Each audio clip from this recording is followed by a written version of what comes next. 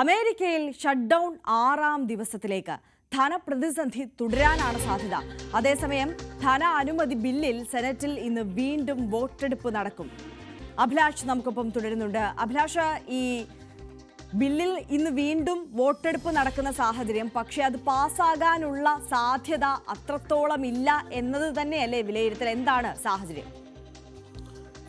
ആര്യ, ഇപ്പോൾ അമേരിക്കയുടെ സാഹചര്യം എന്ന് പറയുന്നത് അവിടെ എല്ലാ സംവിധാനങ്ങളും അടഞ്ഞു കിടക്കുകയാണ്. വളരെ അത്യാവശ്യ സേവനങ്ങൾ, ആരോഗ്യം, വ്യോമയാനം തുടങ്ങിയിട്ടുള്ള കാര്യങ്ങൾ ഒഴിച്ച് ബാക്കി എല്ലാം അടഞ്ഞു കിടക്കുകയാണ്. സബ്സിഡി, വിദ്യാർത്ഥികളുടെ സബ്സിഡി, സർക്കാർ ജീവനക്കാരുടെ ശമ്പളം തുടങ്ങി എല്ലാ പ്രധാനപ്പെട്ട മ്യൂസിയം, നാഷണൽ പാർക്ക് തുടങ്ങിയിട്ടുള്ള പ്രധാനപ്പെട്ട എല്ലാ മേഖലകളും അടഞ്ഞു കിടക്കുകയാണ്. നമ്മൾ വൈറ്റ് ഹൗസിൽ ഫോൺ ചെയ്താൽ അമേരിക്ക ഷട്ട് ഡൗൺ ആണ് എന്നുള്ള ഒരു വിവരമാണ് നമുക്ക് അവിടുന്ന് തിരിച്ചു ലഭിക്കുക. അങ്ങനെ പ്രധാനപ്പെട്ട എല്ലാ മേഖലകളും അടഞ്ഞു കിടക്കുന്ന ഒരു സാഹചര്യം. ഇപ്പോൾ 7.5 ലക്ഷം സർക്കാർ ജീവനക്കാർക്ക് ശമ്പളമില്ല. അവർക്ക് ശമ്പളം കിട്ടാതായിട്ട് ഇന്ന് 6ാമത്തെ ദിവസമാണ്. അതിലൊരു വലിയ വിഭാഗം ആൾക്കാരും ജോലി നഷ്ടപ്പെടുന്ന ആശങ്കയിലാണ്. അങ്ങനെ അമേരിക്ക ഈ കഴിഞ്ഞ 3-4 വർഷത്തിനിടയ്ക്ക് ഏറ്റവും പ്രതിസന്ധി കാലഘട്ടത്തിലൂടെയാണ് കടന്നു പോകുന്നത്. ആ ഒരു സമയത്താണ് വീണ്ടും ഇന്ന് സെനറ്റിൽ ധനബിൽ പാസ്സാക്കാനായിട്ട് ബില്ല് അവതരിപ്പിക്കുന്നത്. ഇതിൽ 60 വോട്ടുകളാണ് അമേരിക്കയിൽ ഒരു ബില്ല് പാസ്സാകാനായിട്ട് സെനറ്റിൽ ആവശ്യമുള്ളത്. പക്ഷേ അതിൽ 53 വോട്ടുകൾ റിപ്പബ്ലിക്കൻസിനുണ്ട്. ഈ 53 വോട്ടുകൾ പോരാതെ ഡെമോക്രാറ്റിൻ്റെ ഭാഗത്തുനിന്ന് 7 വോട്ടുകൾ കൂടെ കിട്ടേണ്ടതുണ്ട്.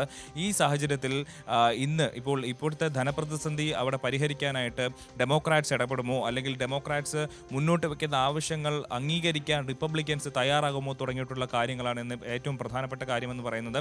അതിൽ എല്ലാ വർഷവും ഒക്ടോബർ 1 മുമ്പ് തന്നെ വാർഷിക ധനബിൽ പാസ്സാക്കുന്നതാണ് അമേരിക്കയുടെ രീതി. എന്നാൽ ഇത്തവണ അതിന് കഴിയാതെ പോയത് അവിടുത്തെ health care, Obama health care subsidies ഉണ്ട്. അപ്പോൾ സാധാരണക്കാർക്ക് ആരോഗ്യ രംഗത്ത് ഒരുപാട് സബ്സിഡികളും ഇൻഷുറൻസ് പോലുള്ള കാര്യങ്ങളുണ്ട്. അപ്പോൾ അതെല്ലാം ഈ വർഷത്തോടു കൂടി നിർത്തലാക്കാനുള്ള തീരുമാനമാണ് റിപ്പബ്ലിക്കൻസ് എടുത്തത്. എന്നാൽ അത് നിർത്തലാക്കരുതെന്നും സാധാരണക്കാർക്ക് അത് വലിയ രീതിയിലുള്ള ബുദ്ധിമുട്ടുണ്ടാകും എന്ന് പറഞ്ഞുകൊണ്ട് ഡെമോക്രാറ്റ്സ് ഒരു നിലപാടെടുത്തു. അങ്ങനെ ഭരണ പ്രതിപക്ഷ തർക്കത്തിനിടെ ഈ വരുന്ന വർഷത്തെ ധനബില്ല് അമേരിക്കയ്ക്ക് പാസ്സാക്കാനായില്ല, സെനറ്റിൽ പാസ്സായില്ല.